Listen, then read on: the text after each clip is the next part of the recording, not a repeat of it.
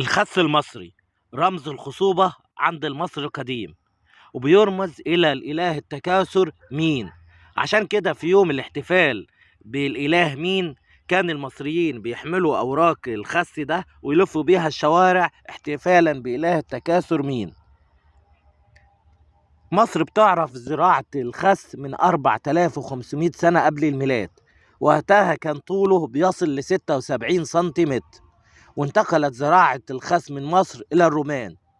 عشان كده في وقت الإمبراطور أغسطس الإمبراطور الروماني كان بيعاني من أمراض الكبد، استخدم عصير الخس لعلاج هذه الآلام. الخس بيعالج أمراض كتيرة زي أمراض الجهاز الهضمي والسرطانات، وكمان بيساعد في الرجيم، يعني أي حد بيعاني من التخمة ياكل خس. الخس نبات مشهور جدا في مصر، ودلوقتي المصريين والعالم كله بيستخدمه في وجبات الرئيسية أو قبل الوجبات وفي السلطات. أما المصريين فبيستخدموه في أكلة مهمة جدا ومحبوبة ليهم، اللي هو المحشي، اللي هو محشي ورق الخس. المحشي ورق الخس المعمول بالرز بالخلطة. يا رب تكون عرفنا معلومات بسيطة وسهلة النهاردة.